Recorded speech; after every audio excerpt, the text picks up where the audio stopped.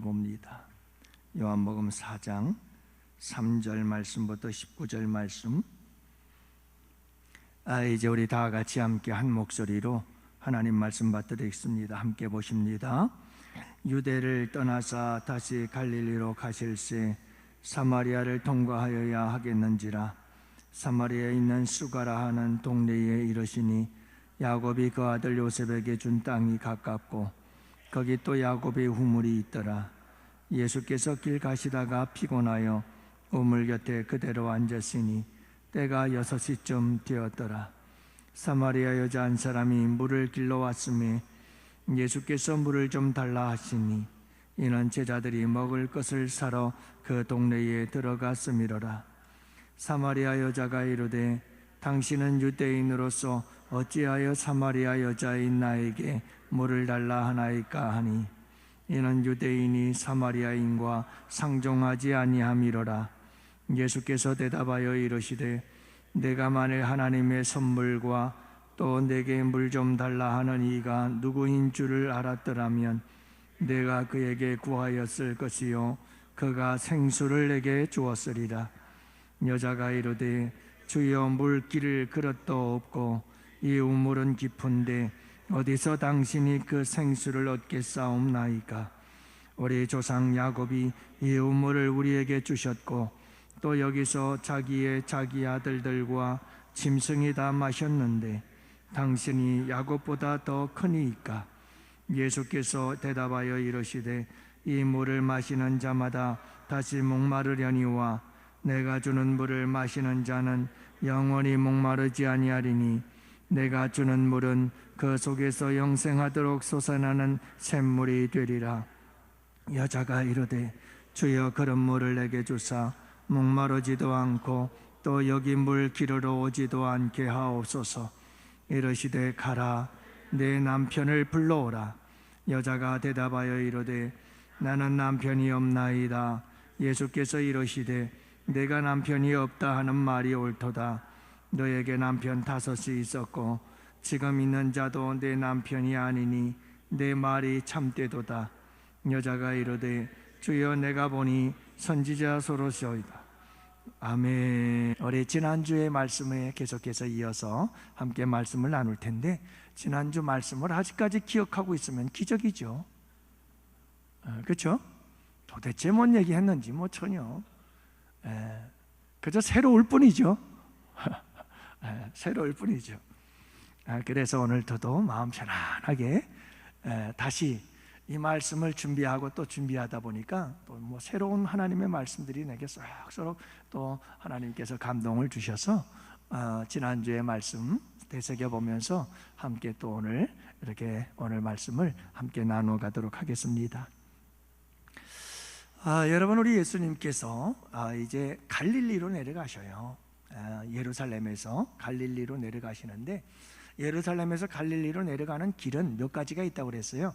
3가지 길이 있다고 그랬어요. 그래서 요단 동편으로 돌아가는 길이 있고 또 요단 서편 해변가로 돌아가는 길이 있고 또 한 길은 사마리아를 통과해서 직선거리로 가는 길이 있다고 그랬어요.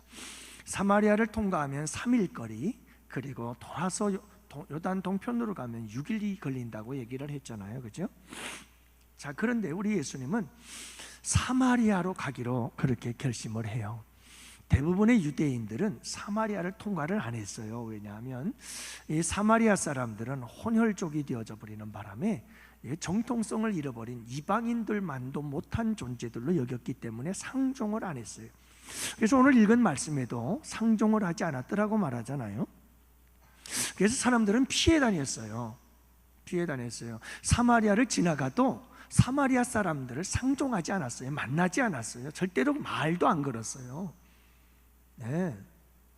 그랬는데 우리 예수님은 그 사마리아로 지나가야 하겠는지라. 그래서 우리 예수님께서는 사마리아로 지나가도록 결심을 한 거예요. 그게 의도가 있었고 계획이 있었다는 말이거든요. 우리 예수님은 무슨 일을 하든, 여러분 어떤 일을 행하든 우리 예수님은 그냥 행하는 법이 없어요. 항상 거기에는 의도가 있어요. 거기에는 항상 계획이 있어요. 그래서 우리 예수님의 생애를 이렇게 길을 걸어가는 길신학의 관점에서 마테마가 누가가 조명을 하는데, 길을 가는 그 길마다 항상 모든 사건들이 다 기다리고 있어요. 우리 주님은 모든 가는 곳마다, 모든 행하는 일마다 그냥 행하는 법이 없어요. 다 의도가 있고 계획이 있더라는 거예요. 여러분, 우리 주님께서 우리와 함께 계시면서 우리와 함께 우리의 삶 속에서 일어나는 모든 일들 가운데 우리 주님은 일하심을 믿으시기 바랍니다. 그렇게 여러분, 이 사실을 믿는다면 걱정할 것 없어요. 우리 주님은 우리의 삶 속에서 일어나는 모든 일들 가운데 여러분 모든 의도와 계획을 가지고 일하시고 계심을 믿으시기 바라요. 그냥이 없어요. 그리고 우리 예수님께서 우리에게 일어나는 모든 일들에 대해서 분명한 의도와 계획을 가지고 일하실 때에 그 의도와 계획은 항상 선하십니다. 항상 합력하여 우리에게 선을 이루십니다. 여러분, 이 사실을 믿으시기를 바라요. 그러므로 어떤 일을 당해도 여러분 낙심하지 마세요. 하나님께서 그 상황들을 통해서 일하실 것입니다. 선하게 일하실 것입니다. 우리에게 선을 이루어 주실 줄을 믿으시기 바랍니다. 네.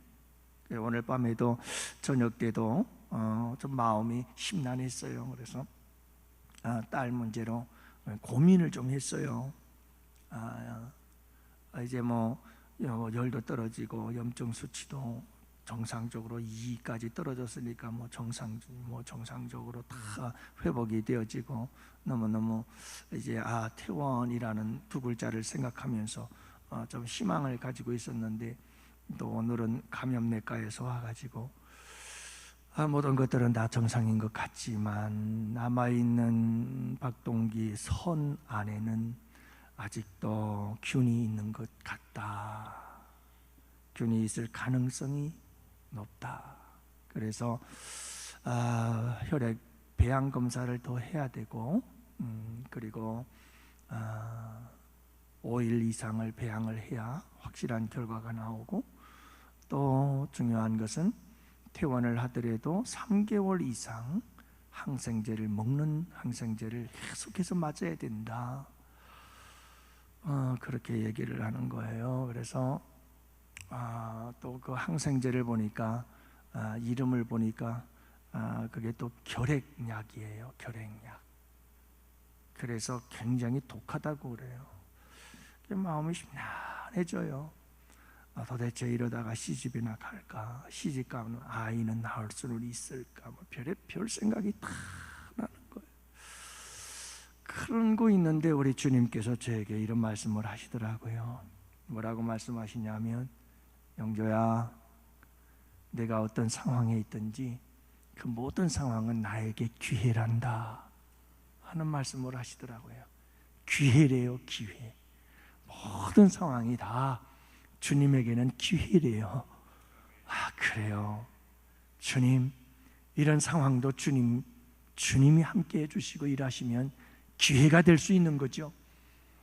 제가 믿음으로 나아가면, 주님과 함께 나아가면 이 모든 상황도 주님께서 기회로 써주실 줄로 믿습니다. 이런 믿음을 나에게 주시고 속삭여 주시더라고요. 그래서 주님 감사합니다 하는 마음으로 나왔는데, 또 우리 주님께서 여러분, 우리 모든 성도들 지금 어떤 형편과 처지에 있든지 간에 여러분 모든 상황들이 우리 주님에게는 기회인 줄로 믿습니다.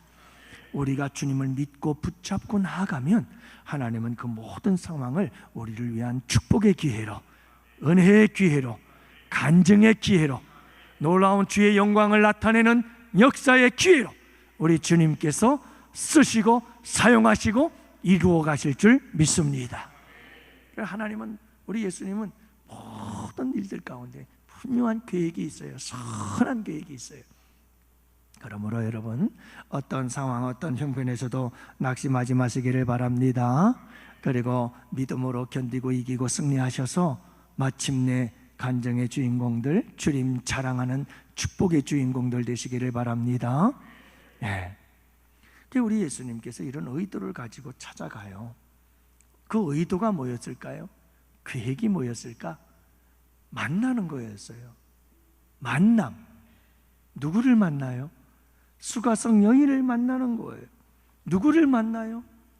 참 상처 많은 여인을 만나는 거예요. 누구를 만나요? 참 불행한 여인을 만나는 거예요. 예. 기구한 운명의 여인을 만나는 거예요.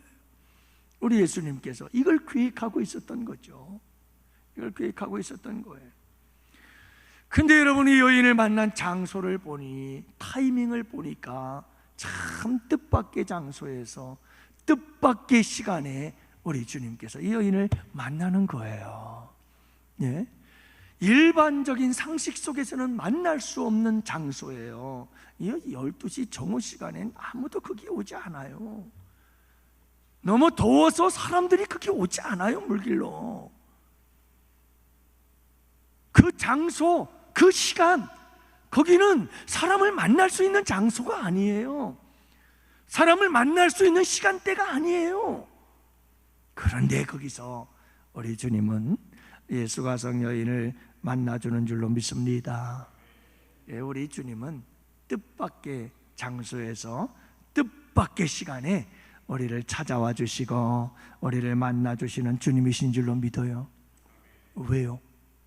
여인이 너무 불행하고 말할 수 없는 아픔과 상처를 가지고 있었던 여인이, 이 여인을 무엇하려고? 고쳐주시려고, 고쳐서 쓰시려고, 이 사마리아 수가성을 복음화시키려고 우리 예수님께서 이 여인을 치료하셔서 쓰시려고 여러분이 여인을 만나게 된 줄로 믿습니다. 그래서 여러분, 이 수가성 여인이 예수님 만나서 예수님이 만져주시고 터치하셔서 치료하시고 고쳐서 고침받자마자 무엇했어요?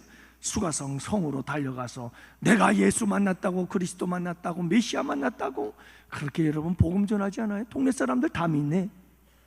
이런 역사가 일어나게 될 줄로 믿습니다. 여러분, 오늘도 살아계신 우리 주님을 만나는 복된 밤이 될 줄 믿습니다. 니고데모처럼 우리도 찾아왔잖아요. 또 여러분, 예수님이 수가성 여인을 만나듯이 우리 주님이 찾아오셔서 만나주시고요. 여러분, 복된 이 밤이 되기를 축복합니다. 오늘 본문의 핵심은 이 세 번째에 초점이 맞춰져 있어요. 여러분, 우리 예수님께서 계획을 가지고 이 여인을 만나고 싶어서 온 거예요. 여인을 만났어요. 만나서 한 다음에 한 일이 뭐냐 하면 우리 예수님께서 대화를 하셔요. 대화. 여러분, 대화는 우리 예수님의 치유의 방법 중에 하나임을 믿으시기 바랍니다. 할렐루야. 뭐라고요? 대화는 치유의 방법이에요. 그래서 병든 사람들도 자꾸 대화를 나누면 치유되고 회복이 되어져요. 물론 대화의 질이, 대화의 내용이 뭐냐가 중요하지만 헐뜯고 비난하고 막 부정적인 얘기 많이 나누면 날수록 병들어요. 그렇지만 분명한 것은 여러분, 우리 주님과 이야기를 하면 대화를 통해서 치유하신다. 틀림이 없고요. 하나님의 형상대로 지음받은 인간들도 서로 좋은 대화를 나누면 어떻게 된다고요? 놀라운 치유의 역사가 일어난다. 대화는 치유의 방법이다. 여러분, 이걸 잊지 마세요. 그래서 저도 그 우울증 환자를 1년 동안 난 정말 힘들었어요. 난 그때 죽는 줄 알았어요. 기진맥진이에요. 우울증 환자, 딸 우울증 환자를 살려달라고 권사님 한 분이 교회에다 갖다 놓고 살려달라는 거예요. 와, 얼마나 힘든지. 그때 제가 우울증 환자에 대한 박사가 됐어요. 그래서 우울증에 대한 모든 책들을 쫙 읽고 또 읽고 연구하고 또 연구하고 그리고 나서 그 우울증 환자를 대하기 시작하는데, 이 우울증 환자에겐 굉장히 중요한 게 뭐냐면 약물을 복용해야 돼요. 반드시. 약물 치료가 필요합니다. 호르몬의 문제예요. 또 하나는 뭐냐 하면 계속해서 주변에 헌신과 희생이 없으면 절대로 죽었다 깨어나도 혼자 못 일어서요. 우울증 환자는 곁에 계속 있어줘야 돼요. 계속 곁에서 뭐 해줘야 돼요? 계속 이 얘기를 해줘. 계속 대화를 해야 돼요. 그 중에서 들어주는 얘기를 많이 들어줘요. 계속 얘기를 하게 만들고. 근데 우울증 환자들의 이야기는 90%가 부정적인 거예요. 죽겠다는 거예요. 모든 게 부정적이에요. 그걸 옆에서 들어주면서 계속 나는 긍정적인 얘기를 해줘야 돼요. 와, 너무 힘들더라고요. 하루 이틀도 아니고요, 길병원 정신병동까지 들어갔는데 오라버니라고 속이고 들어가서 면회 가가지고 거기서까지 얘기를 들어주고 기도해주고 그러느라고 정말 힘들었어요. 1년 지나고 나서 많이 호전되고 좋아져서 지금은 저 지방에서 기도원을 하시며 목사 안수받고 목회를 하고 있어요. 전 감사하죠. 자, 근데 여러분 참 중요한 게 뭐냐면 대화가 얼마나 중요한지 몰라요. 대화가. 여러분, 사람이 왜 병들어 죽느냐면, 마음이 병들어 죽느냐면 대화할 사람이 없었어요. 이 시대의 노인들의 가장 큰 고통은 먹고 사는 문제도 중요하고 병들어서 고통당하는 문제도 문제지만 그것보다 더 큰 문제는 대화할 상대가 없다는 거예요. 너무 외롭다는 거예요. 고독하다는 거예요. 그래서 여러분, 우리에게 이 대화라는 것이 얼마나 소중한지 몰라요.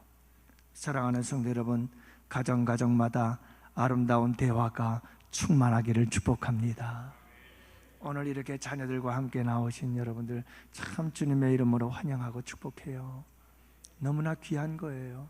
여러분들 자녀들과 이야기를 많이 나누세요. 많이 나누세요. 아이들의 이야기를 많이 들으세요. 아이들의 감정을 자꾸 들어주세요.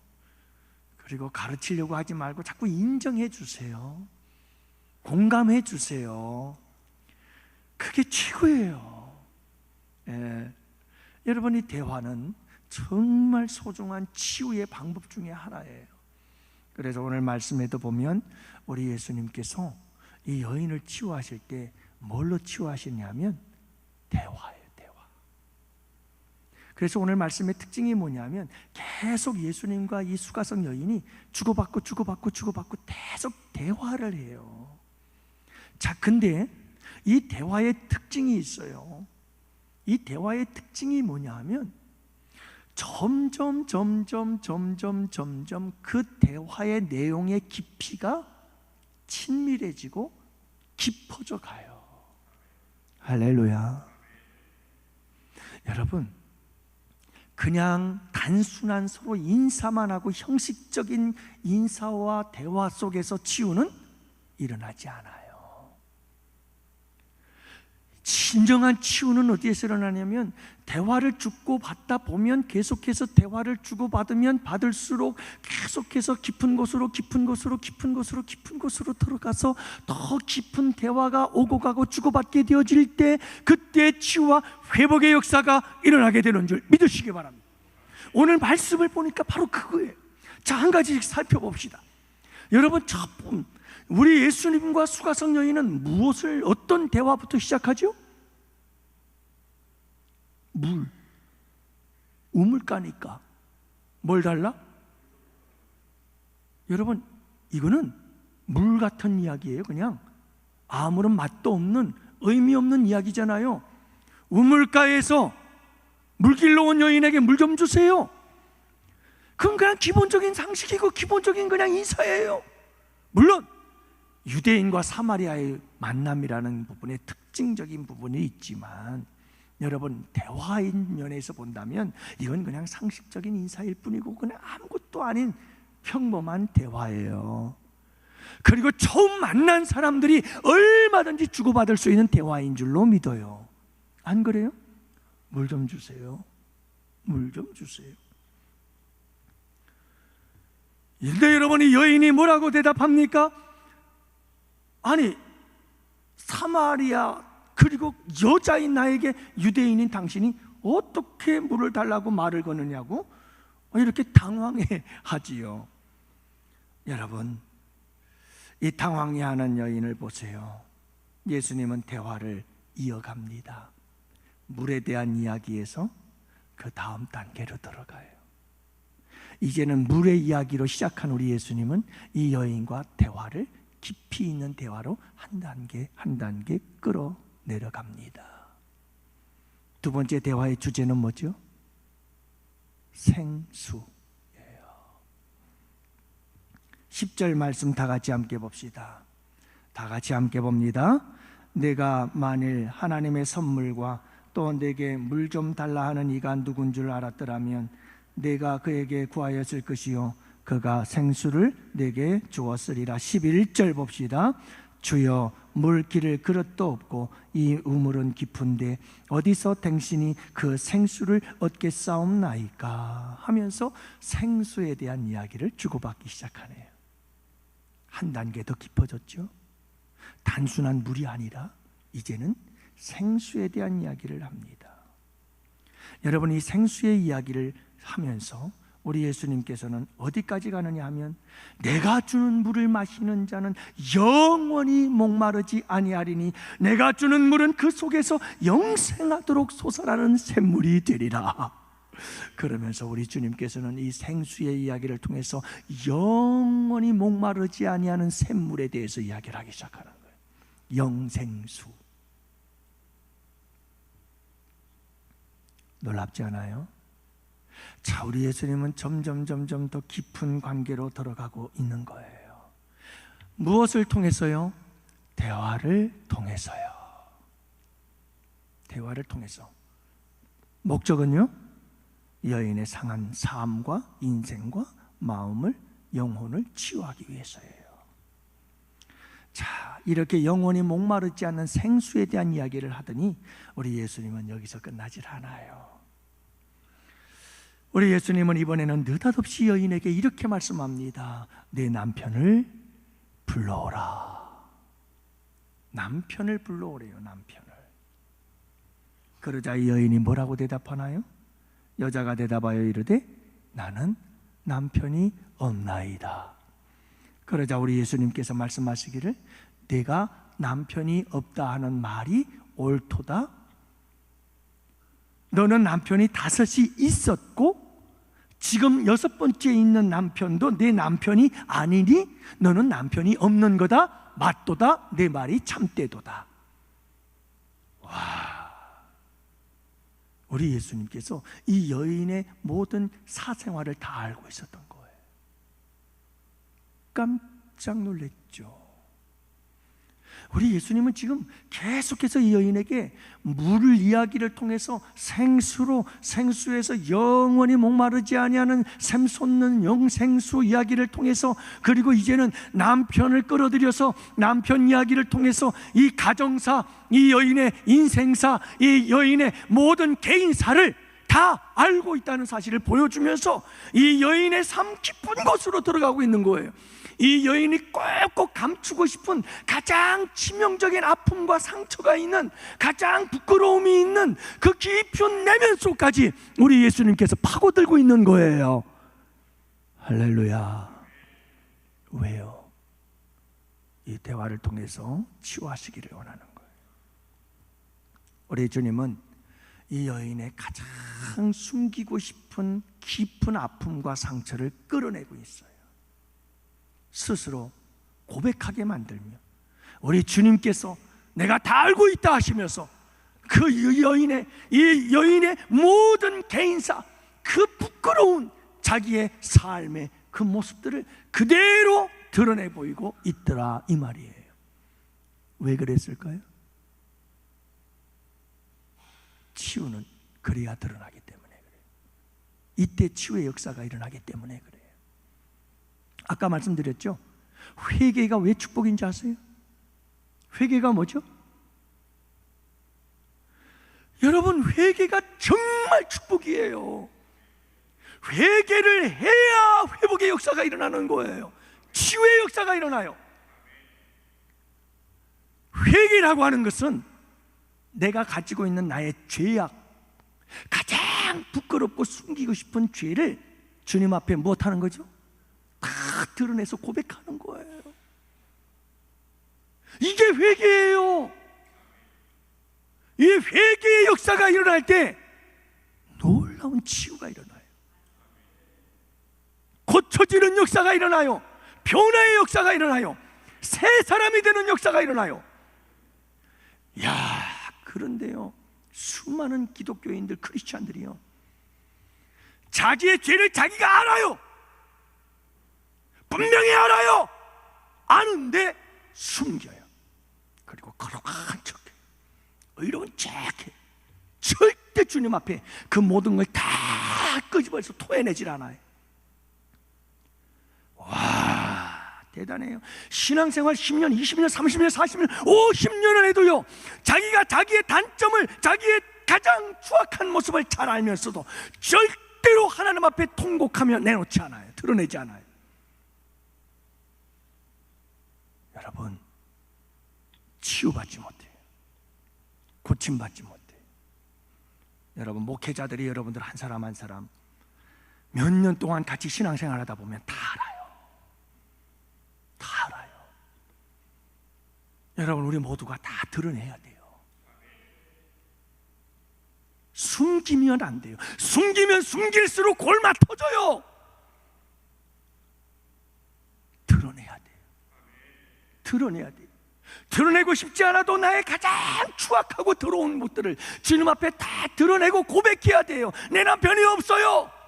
고백해야 되고요. 그래, 내 남편이 없다는 말이 맞지. 5명이 있었는데 지금은 아니고, 지금 있는 남편도 내 남편이 아니니 넌 참말을 했어. 참말을 해야 돼요. 참말을. 여러분, 거짓말하면 안 돼요. 속이면 안 된다고요. 하나님 앞에서 진실하게 내 모습 그대로를 주님 앞에 토해내기 시작할 때 주님께서 놀라운 치유와 회복의 역사를 이루어 주시는 줄을 믿으시기를 바라요. 대화가 이 깊이까지 가야 돼요. 주님과 우리와의 대화에 여러분, 내 부끄러운 것까지 다 주님 앞에 그저 다 내놓을 수 있는, 주님, 내가 잘못했어요. 참 내가 이래요. 주님, 내가 참 부끄럽고, 참 내가 정말 이렇게, 주님 앞에 여러분 스스럼 없이 내 모든 것들을 고백하고, 그리고 주님 앞에 고백하고 예수 보혈 안에서 여러분 자유함을 누리고, 주님 고마워요, 감사해요, 그렇게 고백하면서 자유를 누리며 또다시 여러분 우리가 경건한 삶을, 거룩한 삶을 향하여 도전해 나아가는 이런 삶이 우리 성도들의 삶이 아니겠어요? 그럴 때 여러분 우리는 자유함을 얻게 돼요. 정말 치유와 회복의 역사들이 있게 돼요. 그런데 여러분 10년, 20년, 30년, 40년 신앙생활 하면서도 기쁨도 없고 감격도 없고, 왜 그런 줄 아세요? 내 마음속에 내가 알고 있는, 내가 분명히 알고 있는데도 그 죄를 드러내질 않아요. 고백하지 않아요. 하나님께도 그렇고 사람들에게도 그렇고 꼭 감춰놓고 숨겨놓고 살아가는 거예요. 그러니 치유가 안 되죠. 회복이 안 되죠. 자유함이 없어요. 자유함이 없어요. 고통의 멍에에 매여 사는 거예요. 죄악의 멍에죠. 사랑하는 양원의 성도 여러분, 우리 주님과의 대화 속에서 이 깊이까지 들어갈 수 있기를 바랍니다. 우리 주님이 내 남편 데려와라. 없어요. 주님, 맞다, 너 이렇지? 주님, 맞습니다.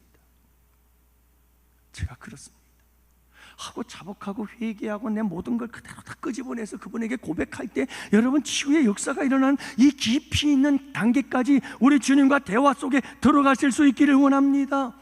그리고 나서 우리 주님은 거기서 멈추질 않아요. 예배의 이야기까지 또 꺼내십니다. 그래서 예배에 대한 이야기를 주고받고 대화를 열심히 또 나눕니다. 어디서 예배를 드려야 되나요? 어디서 예배를 드릴까요? 저 사마리아 거리심산에서 예배를 드려야 되나요? 아니면 저 유대 땅 예루살렘 성전에서 예배를 드려야 되나요? 거리심산 예루살렘 어디서 예배를 드려야 되나요?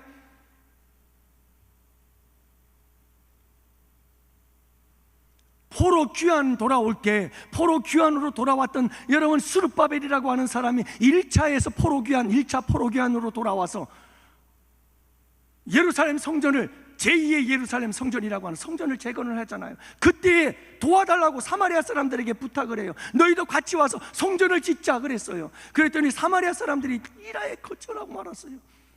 거절해버려요. 거절해버려. 그리고는 어떻게 했을까요? 자기들이 사마리아 그리심산에다가 거기다가 제단을 또 만든 거예요. 예배 장소를 만들었어요. 그러니까 여러분, 이 바벨론에서 포로로 귀환해서 돌아왔을 때 예루살렘 교회 성전이, 예루살렘에도 성전이 있었고 그리심산에도 예배 장소가 있었고, 그래서 두 곳에서 드려지는 거예요. 약 200년 동안 계속해서 두 군데 예배 장소가 두 군데 있었어요. 두 군데. 그러다가 어떻게 됐어요? 유대 마지막 왕조에 의해서 저 북쪽 사마리아 그리심산에 있었던 예배 초소가 다 무너져 버리고 끝나고 말지요. 그럼에도 불구하고 그 이후에 계속해서 사마리아 사람들은 그곳을 예배의 장소로 여기고 있었던 거예요. 그러니까 여러분, 사마리아 사람들은 그리심산에서 예배드려야 된다고 그러고, 유대 사람들은 예루살렘에서 예배드려야 된다고. 그러니까 여인이 묻는 거예요. 유대인 예수님에게 묻는 거죠. 아, 이분은 보통 사람이 아닌 걸 알게 된 거죠. 그래서 그 예수님께 물었어요. 어디서 예배해야 됩니까? 그리심산입니까? 예루살렘입니까? 하고 물었던 거죠. 그때 우리 예수님께서 말씀하잖아요. 이곳에서도 말고 저곳에서도 말고 하나님께 신령과 진정으로 예배할 때가 오늘 바로 이때다 하시면서, 여러분, 우리 예수님께서 장소가 중요한 것이 아니라 그것보다 더 중요한 것이 있다 하는 것을 말씀하시면서 계속 가르치고 있는 것을 보게 되어져요. 여러분, 이 대화가 얼마나 중요한지 몰라요. 그래서 물에서 생수로, 생수에서 영생하도록 솟아나는 샘물, 거기에서 남편의 이야기, 남편의 이야기에서 예배의 이야기까지 계속해서 이 이야기가 진행되면서 이 여인은 완전히 깨지고 꼬꾸라지고 말았어요. 그래서 누구를 만나요? 메시아를 만났다. 그리고 물동이 내 동댕이 치고 동네 들어가 내가 메시아 만났다, 그리스도를 만났다고 소리 치면서 복음 전하게 되는 역사가 일어나게 되는 줄 믿으시기를 바랍니다. 여러분, 물동이를 내 동댕이 치고 동네 들어가서 복음 전했다는 말은 이 여인이 지난날의 과거의 아픔과 상처에서 완전히 치유받고 고침받고 자유케 된 줄로 믿습니다. 거기에다 예수 만나 영혼 구원받고 기뻐 뛰며, 여러분, 동네에 들어가서 도망다니고 피해 다니던 사람들에게 찾아가서 예수 만났다고 예수 전하는 이 여인의 모습을 보십시오. 완전한 자유 아닙니까? 이런 치유와 회복의 역사가 어떻게 일어나요? 대화를 통해서 일어나요. 대화를. 그래서 요거는 꼭 소개를 해주고 싶은데, 우리 여러분들 조금 시간이 지났지만 매튜 켈리라고 하는 사람이 친밀함의 7단계라고 해서 사람이 친밀해지는 단계를 7가지로 나누었는데요, 서로 사랑하는 예술과 사랑받는 기쁨이라고 하는 이런 책에서 7가지를 이야기를 합니다. 자, 첫 번째 단계, 오늘 말씀과 한번 생각해 가면서 여러분 잘 생각해 보세요. 우리가 주님과 나와의 관계도, 성도들과 성도들의 관계도, 우리가 이 7단계 중에서 어떤 단계쯤으로 내가 교제를 하는지를 잘 들어보세요. 첫 번째 단계는 뭐냐면 일상적인 안부나 간단한 대화를 나누는 단계가 1단계예요. 장로님, 권사님, 집사님, 안녕하세요. 인사하는 거죠. 별일 없었죠? 잘 지내셨죠? 이게 1단계의 교제, 친밀함이 아주 그냥 일상적인 거죠. 두 번째 단계가 뭐냐면 논쟁과 충돌을 피하려고 사실만 나누는 단계. 그래서 여러분 자꾸 이렇게 같이 조금 더 이렇게 지내다 보니까 뭐가 일어나요? 충돌이 일어나죠. 그래서 그 논쟁과 충돌을 피하기 위해서 그냥 사실적인 것만 탁탁탁탁 얘기하고 걸러서 이야기하는 그런 단계가 2단계. 자신의 의견을 표현하기를 시작합니다. 서로의 차이와 갈등을 조절해 가는 그런 단계가 3단계. 내 생각은 이렇고 당신 생각은 이렇고, 서로 다른 이런 의견들, 서로의 차이, 서로의 다른 점들, 갈등들을 어떻게 조절해서 잘 해결해 나갈까 하면서 함께 조정해 나가려고 하는 단계가 몇 번째 단계라고요? 3번째 단계. 4번째 단계는 자신의 꿈과 희망을 이야기하고 비전을 서로 나눌 수 있는 단계. 이 단계가 네 번째 단계. 다섯 번째는 감정의 교류입니다. 자신의 느낌, 자신의 감정 공유하면서 교감할 수 있는 단계가 다섯 번째 단계. 슬플 땐 가서 난 너무 이래서 속상하고 너무 슬프고 난 이래서 너무나 기쁘고 행복하고 막 이런 기쁨과 행복의 이 감정들을 서로 함께 교감하고 나눌 수 있는 단계, 바로 그 단계가 다섯 번째 단계. 그리고 여섯 번째 단계가 친밀함의 결정판이라고 말할 수 있는 단계라고 하는데요, 두려움, 내 결점, 나의 실패, 이런 것들을 다 함께 나눌 수 있는 단계. 예수님께서 여인에게 남편을 데려오려 하시면서 여인의 아픔을 건드렸던 그 문제를 솔직하게 고백하고 토해낼 수 있는 단계, 이게 여섯 번째 단계다. 서로가 서로에 대해서 숨김이 없이 모든 것이 투명한 관계, 이게 여섯 번째 단계예요. 마지막 일곱 번째 단계는 수가성 여인이 여러 번 동네로 뛰어들어가 예수 복음 전하며 예수를 위해서 헌신적인 삶을 살아가게 되는 것. 그게 뭐죠? 상대방의 진정한 필요, 상대방이 요구하는 것, 상대방의 기대감에 실망하지 않도록 도와주는 것, 서로가 서로에 대해서 헌신하는 단계가 마지막 일곱 번째 단계라고 이야기를 합니다. 여러분, 우리 양원교회 성도들은 우리 주님과 이런 깊은 단계로 들어갈 수 있기를 원합니다. 이런 단계. 그리고 우리 양원교회가 많은 상한 영혼들을 치유하고 회복시켜주고 고쳐줄 수 있는 아름다운 이 대화가 있고 소그룹의 아름다운 나눔이 있는 큐티 안에 아름다운 나눔들이 풍성한, 그래서 이런 나눔을 통해서 대화를 통해서 치유와 회복의 역사가 일어날 수 있는 그런 교회가 되기 위해서는 인사 정도 해가지고 되지 않는단 말이에요. 충돌을 피하기 위해서 그냥 간단하게 그냥 사실만 얘기하고 사무적인 것만 이야기를 하고 끝내고 이렇게 해가지고는 치유의 역사가 일어나지 않는다는 거예요.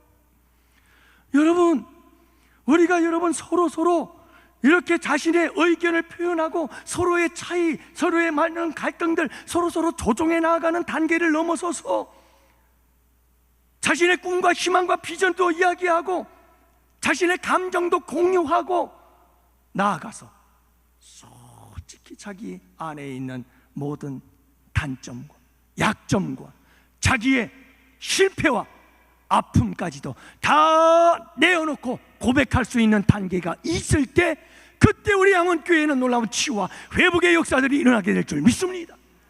오늘 본문의 말씀이 그 말씀인 거예요. 그 말씀인 거예요. 그래서 우리 예수님께서는 계속해서 대화를 더욱더 깊이 끌고 들어가는 거예요. 그래서 여인의 상한 마음을 고치고 영혼을 고치고, 그래서 여러분 그 인생을 자유를 얻게 만들어 주시기 위해서 우리 주님께서는 이 대화를 깊이 끌고 들어가 마침내 그 내면의 모든 것들을 다 끌어내셔서 치유해 주시고 고쳐 주시고 주님을 위하여 헌신하는 자로 만들어 주시는 역사를 이루신 줄로 믿습니다. 여러분, 이 놀라운 치유와 회복의 역사를 우리 함께 만들어 갑시다. 쉬운 일이 아닙니다. 어려운 일입니다. 하지만 여러분, 우리가 이런 아름다운 대화 속으로 깊이 들어가서 함께 여러분 서로가 서로를 치유하고 회복시켜주는 놀라운 역사가 있게 되기를 축복하고요, 우리 주님과도 오늘 이 밤에 깊은 이 대화 속으로 여러분 친밀함 속으로 깊이 들어가서 오늘도 여러분 우리의 상한 마음, 우리의 인생의 문제들이 치료받고 고침받는 복된 마음이 되기를 주님의 이름으로 축복합니다.